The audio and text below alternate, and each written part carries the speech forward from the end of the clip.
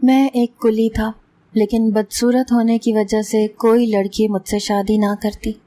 ایک دن ایک خوبصورت لڑکی مجھے اسٹیشن پر ملی اور بولی کہ مجھ سے شادی کر لیں، میرا دنیا میں کوئی نہیں ہے۔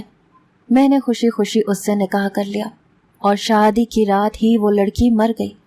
تھوڑی دیر بعد پولیس میرے گھر پہنچ گئی۔ میرے پاؤں تلے سے زمین نکل گئی جب ایک شخص بولا کہ یہ میری بیوی کو بھگا کر لایا ہے اور اسے مار دیا ہے۔ مجھے سزا ہو گئی۔ 10 سال بعد میری رہائی ہوئی اور میں گھر لوٹا تو سامنے کا منظر دیکھ کر میں ششدر رہ گیا۔ میری بیوی اس شخص کے ساتھ۔ ٹرین کے سائرن پر ہم سب کلیوں کی دوڑ لگ جاتی تھی۔ ٹرین کے ساتھ قدم سے قدم بڑھاتے ہم ٹرین کی کھڑکیوں سے ہی سامان اٹھانے کی ہانک لگانا شروع کر دیتے تھے کہ شاید مسافر وہیں سے ہم سے بات طے کر لے۔ میں بھی سر پر رومال باندھے آنے جانے والے مسافروں سے سامان اٹھانے کی بات کر رہا تھا۔ میری بات ایک سیٹ سے طے بھی ہو چکی تھی۔ وہ لوگ اپنے حلیے سے امیر کبیر لگ رہے تھے۔ سیٹ کے ساتھ ایک 20 سالہ لڑکی تھی جو بے حد حسین تھی۔ سیٹ نے تو مجھ سے مول بھاؤ بھی نہیں کیا تھا۔ میں نے 500 مانگا اور وہ فوراً سے مان گیا۔ سامان بھی زیادہ نہ تھا، لیکن اس کے ساتھ چلتی خوبصورت سی 20 سالہ لڑکی نے کہا، کتنا بدصورت شخص ہے یہ، آپ پلیز اس سے سامان مت اٹھوائیں۔ بھلا اس شخص کے ساتھ سامان کے ساتھ چلتے ہوئے ہمیں لوگ کس نظر سے دیکھیں گے؟ لڑکی مجھے بڑی حقارت سے دیکھ کر بولی تھی۔ اس سیٹ نے ہنس کر کہا کہ وہ ایک کلی ہے، بس 10 منٹ کا تو ساتھ ہے ہمارا، اسٹیشن سے باہر نکلتے ہی یہ شخص چلا جائے گا۔ سیٹ کی بات پر وہ ہتھے سے اکھڑ کر بولی، لیکن مجھے ایسا بدصورت شخص 1 منٹ بھی برداشت نہیں ہے اور آپ 10 منٹ کی بات کر رہے ہیں۔ پلیز اسے کہیں کسی اور سے کام مانگ لے۔ بڑی ہی گھمنڈی لڑکی تھی۔ سیٹ نے کندھے اچکائے اور مجھ سے معذرت کر لی۔ یہ ہمارے گاؤں کا چھوٹا سا اسٹیشن تھا، اسی لیے گاہک بہت کم ہی یہاں اترتے تھے۔ اب تک تو جتنے مسافر اترے تھے سب نے ہی کلی کر لیے تھے، اسی لیے میں چپ چاپ ایک درخت کی چھاؤں کے نیچے بیٹھ گیا، اپنا رومال سر سے اتار کر جھاڑ کر سیدھا کیا اور اپنا پسینہ پونچھتے ہوئے سوچنے لگا کہ میری بھی کیا زندگی ہے۔ ایک تو غربت میں آنکھ کھولنے والے مجھ جیسے مزدور بھی شکل و صورت میں بھی غریب ہی لگتے ہیں، اور میں تو ویسے بھی بدصورت سا تھا۔ سیاہ فام رنگت پر چھوٹی چھوٹی سی آنکھیں، بھدے سے نین نقش، کلی کا لباس پہنے مجھ پر تو کوئی عام سی معمولی سی لڑکی بھی نظر ڈالنا پسند نہیں کرتی تھی۔ وہ تو پھر امیر ذاتی تھی، اس پر بے انتہا حسین۔ وہ میرے ساتھ 10 منٹ کی کیا مسافت کرتی۔ میں کافی دیر وہیں بیٹھا رہا، کیونکہ میں جیب اور حسن سے نہیں بلکہ رشتوں سے بھی تہی دامن تھا۔ ماں باپ حادثے کا شکار ہو چکے تھے، اسی لیے میں اکیلا ہی تھا۔ گھر پر کوئی ایسا نہ تھا جس کی فکر میں مجھے گھر جانے کی یاد ستاتی۔ اس رات میں نے 1 روپے کی دہاڑی نہیں کی تھی، حالانکہ 3 ٹرینیں اسٹیشن پر رکی تھیں۔ چاہتا تو چند 100 کما لیتا، لیکن میں خود ہی ایک کونے میں بیٹھا رہا۔ کھانا میں اسٹیشن سے لے کر ہی کھاتا تھا۔ آج بھوک بھی نہ لگی۔ ہوش سنبھالتے ہی میں نے اپنی زندگی کا ایک بڑا حصہ اس چھوٹے سے اسٹیشن پر ہی گزارا تھا۔ میرا باپ کلی تھا، اسی لیے مجھے بھی 12 سال کی عمر میں اپنے ساتھ کام پر لگا لیا۔ میں ابھی 18 سال کا ہی ہوا تھا کہ ابا اور اماں کو دوسرے گاؤں جانا پڑ گیا۔ وہ ٹرین میں بیٹھ کر چلے گئے۔ وہی ٹرین خودکش بم دھماکے کی نظر ہو گئی۔ بہت سے مسافروں کے ساتھ میرے والدین بھی مارے گئے۔ میں اب بالکل تنہا رہ گیا تھا۔ رشتہ دار بھی ماں باپ سے ہی ہوتے ہیں، جب وہی نہ رہے تو رشتہ داروں نے بھی پوچھنا چھوڑ دیا۔ میری اب تک کی زندگی بس اس اسٹیشن پر ہی گزر گئی تھی، لیکن میں یہ نہیں جانتا تھا کہ اگلی صبح میرے لیے میری زندگی میں ایک نیا انقلاب لانے والی ہے، جس سے میری زندگی بدل جائے گی۔ اگلے روز صبح سے ہی اسٹیشن پر چہل پہل تھی۔ میں اپنے کام میں جت گیا۔ شام تک میں 600-700 کما چکا تھا، اسی لیے یہ سوچا کہ گھر چلا جاؤں۔ ابھی میں اسٹیشن سے باہر ہی نکلا تھا کہ ایک برقع پہنے نقاب کیے خاتون مجھ سے ٹکرا گئی۔ اس کے ہاتھ میں ایک چھوٹا سا سفری بیگ گر گیا۔ اس نے بڑی سبک رفتاری سے وہ کالا بیگ اٹھایا، جیسے نہ جانے اس میں کیا ہو۔ وہ بڑی عجلت میں دکھائی دے رہی تھی، حالانکہ اگلے 2 گھنٹے تک اب کوئی ٹرین نہیں آنے والی تھی، اس لیے مجھے اس نقاب پوش لڑکی کی عجلت سمجھ نہیں آ رہی تھی۔ اس پر اس کالے سفری بیگ کو چھپانے کی کوشش کرنا مجھے شک میں ڈال گیا۔ انہی دنوں کالے بیگ کو برقع نقاب پہنے لوگ کسی پبلک پلیس پر دھیرے سے رکھ جاتے تھے اور چند منٹ بعد ہی بلاسٹ ہو جاتا تھا، اور یہ خبریں اس وقت عام تھیں۔ میں نے اسی حادثے کے نظر اپنے ماں باپ کو کھویا تھا۔ پھر حکومت نے بھی ایسے حادثات سے بچنے کے لیے عوام سے یہی اپیل کی تھی کہ آپ کی نظر میں کچھ ایسا ہو رہا ہو تو پولیس کو ضرور بتائیں۔ میرے دل میں خیال آیا کہ آج تو اسٹیشن میں چہل پہل بھی عام دنوں سے زیادہ ہے، کہیں یہ مشکوک سی لڑکی لوگوں کی موت کا سبب ہی نہ بن جائے۔ میں واپس پلٹ گیا۔ وہ 1 منٹ تیز تیز چلتی ہوئی کافی دور نکل گئی تھی۔ میں تیز قدم اٹھاتا ہوا اس کے پیچھے چلنے لگا۔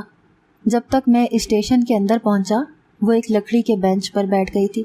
اپنا بیگ اس نے اسی بینچ پر اپنے پاس رکھا تھا۔ پھر اپنے کندھے پر لٹکے پرس میں سے ایک موبائل نکالا اور کسی کا نمبر ملا کر فون پر باتیں کرنے لگی۔ میں بہانے سے اس کے پیچھے جا کر کھڑا ہو گیا تاکہ اس کی باتیں سن سکوں۔ وہ کسی سے کہہ رہی تھی کہ جان کی بازی لگا دوں گی لیکن پیچھے نہیں ہٹوں گی، بس تم جلدی پہنچو تاکہ اگلا لاحِ عمل تیار کر سکیں۔ یہ سن کر تو میرا دل دھک سے رہ گیا۔ مجھے اس کی باتوں سے 100% یہ یقین ہو گیا کہ یہ لڑکی یقیناً اس بیگ میں بم بارود بھر کے لائی ہے اور اسی لیے اس طرح کی باتیں کر رہی ہے۔ وہ لڑکی شاید اس فون والے شخص سے مزید بھی باتیں کرتی، لیکن نہ جانے اسے کیا شک ہوا کہ اس نے پلٹ کر مجھے پیچھے مڑ کر دیکھا اور فون جلدی سے بند کر دیا۔ پھر مجھ سے پوچھنے لگی کہ تم یہاں کیوں کھڑے ہو؟ اس کے اس طرح سے پوچھنے پر میں گڑبڑا سا گیا۔ میں نے کہا آپ کا سامان اٹھا دوں جب ٹرین آئے تو۔ حالانکہ ابھی ٹرین آنے کے دور دور تک کوئی آثار نہ تھے اور نہ ہی اس کے پاس کوئی وزنی سامان تھا، بس ایک چھوٹا سا سفری بیگ تھا جس پر مجھے یہ گمان تھا کہ کوئی غیر قانونی چیز اس کے اندر نہ ہو۔ وہ مجھ سے کہنے لگی کہ میرے پاس تمہیں ایسا کون سا سامان دکھ رہا ہے جسے اٹھانے کے لیے مجھے کلی کی ضرورت ہو؟ چلو جاؤ یہاں سے۔ یہ کہہ کر وہ دوبارہ سے فون پر بات کرنے لگی۔ مجھے اس سے کچھ فاصلہ برقرار رکھنا پڑا۔ وہ اپنا بیگ اپنی گود میں رکھ چکی تھی۔ کچھ دیر وہ فون پر باتیں کرتی رہی، پھر اس نے غصے سے فون بند کر کے اپنے پرس میں رکھ لیا۔ 1 گھنٹہ وہ وہیں بیٹھی رہی، بار بار اپنے ہاتھ پر بندی گھڑی کو دیکھ رہی تھی۔ وہ جب بھی گھڑی دیکھتی میرا زور سے دل دھک دھک کرنے لگتا کہ شاید یہ بم پھٹنے کا انتظار کر رہی ہے۔ میں چپ چاپ دور کھڑا اسے ہی دیکھ رہا تھا۔ 1 گھنٹے کے بعد وہ اپنے موبائل سے دوبارہ کسی کو کال کرنے لگی۔ اب وہ اچھی خاصی پریشان اور بے چین سی لگ رہی تھی، لیکن وہ جسے فون کر رہی تھی شاید وہ اس کی کال نہیں اٹھا رہا تھا۔ اس کے بعد تو بے چینی سے وہ چکر کاٹنے لگی۔ اس کی نظریں مسلسل اسٹیشن کے مین گیٹ کی جانب تھیں۔ وہ کبھی اٹھ کر چکر کاٹنے لگتی، کبھی دوبارہ بینچ پر بیٹھ کر بدحواسی سے اپنی انگلیاں چٹکانے لگتی، کبھی کسی کو کال کرنے لگتی۔ اب تو اندھیرا چھانے لگا تھا، شام سے رات ہو چکی تھی۔ مجھے اب یہ لگنے لگا تھا کہ میں نے جو اندازہ اس لڑکی کے بارے میں لگایا تھا وہ غلط تھا، کیونکہ اگر وہ کسی خودکش حملے کی غرض سے آئی ہوتی تو اب تک تو وہ اپنا کام کر چکی ہوتی، کسی کا انتظار نہ کر رہی ہوتی۔ وہ لڑکی شاید اب انتظار کر کر کے تھک چکی تھی۔ کچھ دیر بعد ہی وہ رونے لگی۔ اس کے اس طرح سے رونے پر میرا سارا شک زائل ہو گیا۔ اگر وہ کوئی ملک دشمن ہوتی تو بم رکھ کر جا چکی ہوتی، بیگ کو گود میں نہ رکھتی۔ مجھے اس لڑکی کے لیے اپنے گزشتہ خیالات بدلنے پڑے۔ مجھے لگا وہ کسی لڑکے کے چکر میں گھر سے سونے کے زیورات اور نقدی اس بیگ میں لے کر آئی ہے اور اب اپنے عاشق سے بات کر رہی ہے اور اسی کی آمد کے انتظار میں بیٹھی ہے، لیکن اب شاید اسے یہ احساس ہو گیا ہے کہ اس نے غلط کیا ہے، لیکن اب واپس نہیں جا رہی۔ شاید محبت میں دھوکے کے غم کو بھلانا اتنا آسان کام نہیں ہے۔ میں نے ٹھنڈی آہ بھری اور سوچا کہ اس کی مدد کرنی چاہیے۔ اسی غرض سے میں اسی بینچ کے دوسرے کونے پر بیٹھ گیا جس کے ایک کونے پر وہ لڑکی بیٹھی تھی۔ اسی اثنا میں ایک ٹرین آ کر رک گئی۔ وہ لڑکی کھڑی ہونے لگی۔ اس سے پہلے کہ وہ لڑکی اس ٹرین میں چڑھتی میں نے کہا بات سنیں۔ وہ میری طرف دیکھ کر بولی کیا ہے؟ میں نے کہا آپ مجھے گھر سے بھاگی ہوئی لگتی ہیں، دیکھیں آپ واپس لوٹ جائیں، آگے کا راستہ بڑا خاردار ہے، آپ کی روح تک کو گھائل کرتے کا۔ وہ کہنے لگی کہ تم کیسے کہہ سکتے ہو کہ میں یہاں گھر سے بھاگ کر آئی ہوں؟ میں نے کہا کہ میں نے یہاں اکثر لڑکیوں کو آتے دیکھا ہے، यूं ही एक छोटा सा बैग लेकर। मेरी बात सुनकर वो कुछ देर चुप हो गई, फिर रोने लगी। कहने लगी, आप ठीक कह रहे हैं, मैं एक लड़के की मोहब्बत में फंस गई थी। मेरे घर वाले बड़े सख्त मिजाज लोग हैं। मुझे उस लड़के ने कहा था कि वो मुझे स्टेशन पर मिलेगा, लेकिन वो अभी तक नहीं आया और अब तक मेरे भाग जाने की खबर पूरे घर में फैल चुकी होगी। अगर वो लोग मुझे ढूंढते हुए यहाँ पहुँच गए तो मेरी गर्दन काट देंगे। वो लड़का अभी तक नहीं आया जिसकी खातिर मैंने ये जलालत बिना सोचे समझे ही उठा ली है। मुझे लगता है आज मैं अपने भाई के हाथों मारी जाऊंगी। रोते हुए अभी वो ये बात कर ही रही थी कि 2 पुलिस एहलकार एक शख्स के साथ स्टेशन के अंदर दाखिल हुए। उन्हें देखकर वो लड़की बेहद घबरा गई। उसका पूरा चेहरा तो छुपा हुआ था, लेकिन आंखों से खौफ छलक रहा था। मुझसे कहने लगी, मेरा भाई यहाँ पहुँच गया, वो भी पुलिस को लेकर। खुदा के लिए मुझे इनसे बचा लो। अगर इसने मुझे ढूंढ लिया तो ये मेरी गर्दन काट देगा, मुझे मार डालेगा। वो शख्स वाकई गुस्से में था। पूरे स्टेशन को यूं देख रहा था जैसे किसी को ढूंढ रहा हो। दिल तो मेरा भी घबरा गया कि मैं उस लड़की को समझाने तो बैठ गया था, लेकिन उसकी मदद के चक्कर में अगर पड़ गया तो मैं भी मारा जाऊंगा। लेकिन अब मैं क्या करता। मैंने उसे कहा कि वो मेरे साथ मेरे घर चले।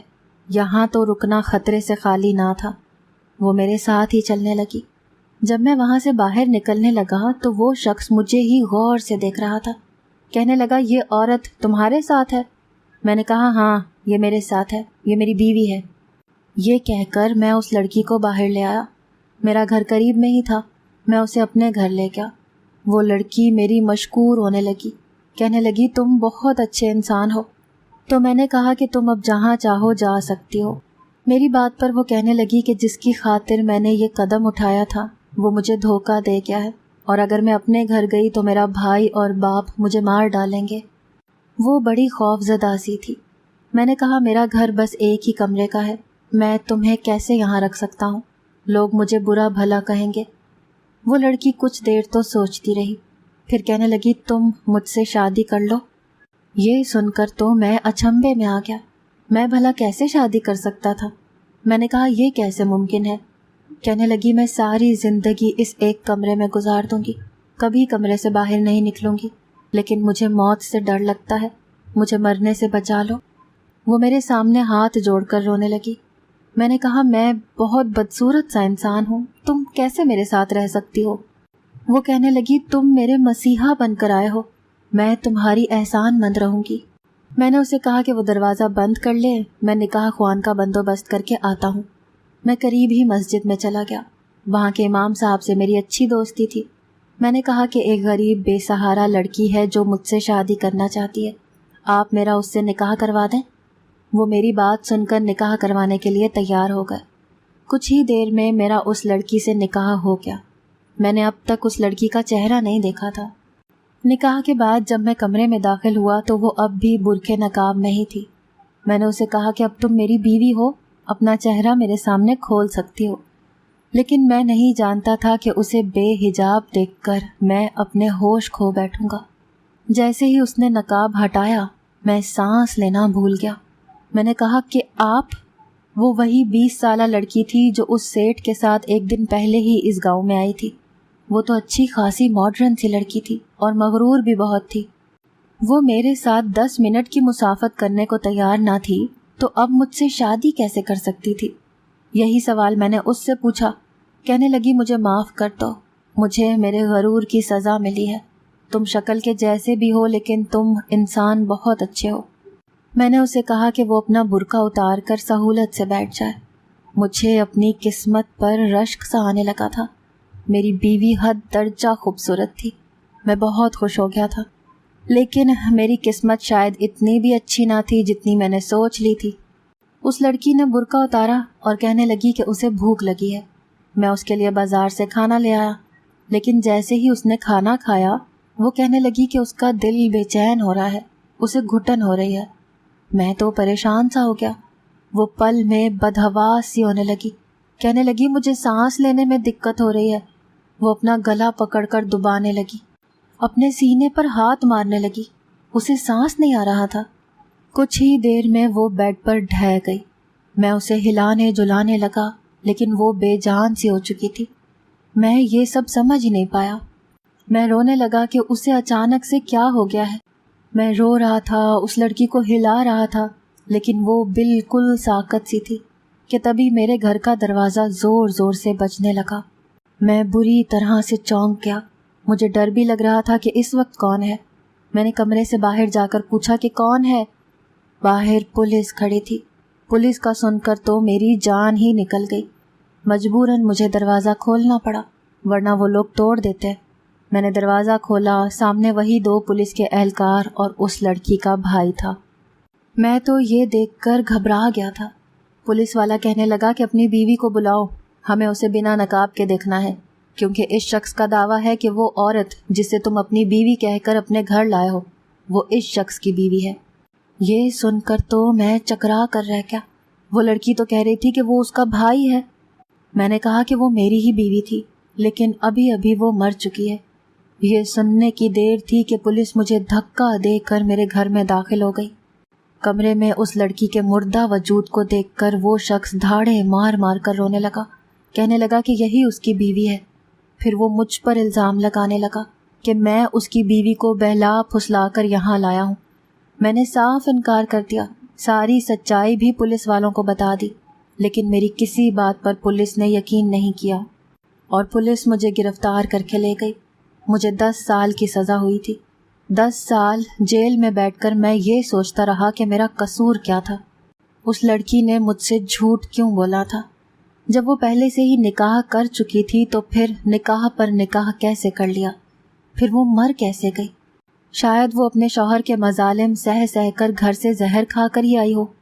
بہرحال وہ لڑکی میرے لیے ایک پہیلی بن کر رہ گئی تھی۔ 10 سال کا طویل عرصہ گزار کر جب میں واپس اپنے گھر آیا تو دوبارہ کلی کا کام کرنے لگا، لیکن ایک دن میرے ہوش ہی گم ہو گئے جب وہی 20 سالہ لڑکی، جو اب ایک بھری جسامت کی عورت لگ رہی تھی، اسی نوجوان کے ساتھ جسے وہ میرے سامنے اپنا بھائی کہہ رہی تھی، اسی شخص کے ساتھ ٹرین میں بیٹھ رہی تھی۔ میں تیز قدم بڑھاتے ہوئے ان کے پیچھے جانے لگا۔ اس سے پہلے کہ ٹرین چل پڑتی میں بھی ٹرین کے ڈبے میں سوار ہو گیا۔ میں ان دونوں میاں بیوی تک پہنچ گیا تھا۔ مجھے اپنے سامنے دیکھ کر وہ دونوں گھبرا گئے۔ میں نے کہا تم زندہ تھی تو میرے سامنے مرنے کا ناٹک کیوں کیا؟ مجھے اپنے قتل کے جرم میں کیوں جیل میں قید کروایا؟ میں نے تو تمہارے ساتھ بھلا ہی کیا تھا۔ پھر اس شخص کے نکاح میں ہوتے ہوئے تم نے مجھ سے نکاح کیوں کیا؟ وہ کہنے لگی کہ میرے پاس دوسرا کوئی راستہ نہ تھا۔ جب پہلی بار میں اس گاؤں میں آئی تھی تو وہ شخص مجھ سے نکاح کر کے مجھے کوٹھے سے لایا تھا۔ میں نے پیسوں کے لالچ میں اس سے شادی کی تھی، اس کی جائیداد اپنے نام لکھوائی تھی، لیکن میں پہلے سے ہی اس لڑکے سے محبت کرتی تھی، لیکن اس کے پاس پیسے نہ تھے۔ ہمارا پلان یہی تھا کہ ہم اس سیٹھ کو مار کر شادی کر لیں گے، اور ہم نے اس سیٹھ کی جان بھی لے لی، لیکن ایک مصیبت ہم پر یہ ٹوٹ پڑی کہ اس سیٹھ کی جائیداد مجھے صرف اسی صورت میں مل سکتی تھی کہ میں اس کی بیوی بن کر زندگی گزارتی۔ ہاں، میرے مرنے کی صورت میں میری جائیداد میرے لواحقین کی ہو جاتی۔ اسی لیے میں نے اس شخص کو سب کے سامنے اپنا بھائی ظاہر کیا اور خود گھر سے بھاگ گئی۔ پھر اسٹیشن پر تم مجھے ملے۔ تم مجھے بیوقوف سے لگے تھے۔ میں سمجھ گئی کہ تم میرے کام آ سکتے ہو، اسی لیے میں نے تم سے جھوٹ بولا تھا تاکہ میرا راستہ آسان ہو جائے۔ لوگوں کی نظر میں مر چکی تھی، اسی لیے میری جائیداد اس شخص کے نام ہو گئی جسے میں نے اپنا بھائی کہہ کر متعارف کروایا تھا۔ تم سے نکاح کرنے سے پہلے ہی میں اس سے نکاح کر چکی تھی، اسی لیے جائیداد اس کے نام لگتے ہی ہم اس گاؤں سے چلے گئے، کیونکہ اگر لوگ مجھے زندہ دیکھ لیتے تو مجھ پر کیس کر دیتے۔ ہم اس سیٹھ کے پیسے پر ہی عیش کر رہے ہیں اور ابھی اس کی زمینیں ہی بیچنے آئے تھے۔ چونکہ اب اس بات کو 10 سال گزر چکے تھے تو اسی لیے مجھے ڈر نہیں تھا۔ وہ عورت بڑے آرام سے میرے سامنے اپنی دھوکے بازی کا اعتراف کر رہی تھی۔ پھر وہ شخص بولا کہ ہم تمہیں بھی پیسے دے سکتے ہیں اگر تم اپنی زبان بند رکھو تو۔ میں نے کوئی جواب نہیں دیا اور اگلے اسٹیشن پر اتر گیا۔ مجھے ایسا دھوکے کا پیسہ نہیں چاہیے تھا جو کسی کو دھوکہ دے کر حاصل کیا جائے۔ میں نے وہیں اسی اسٹیشن پر موجود پولیس کے سامنے ساری بات بیان کر دی۔ جس عورت نے مجھے دھوکہ دیکھ کر میری زندگی برباد کی تھی، میں اسے کیسے معاف کر دیتا؟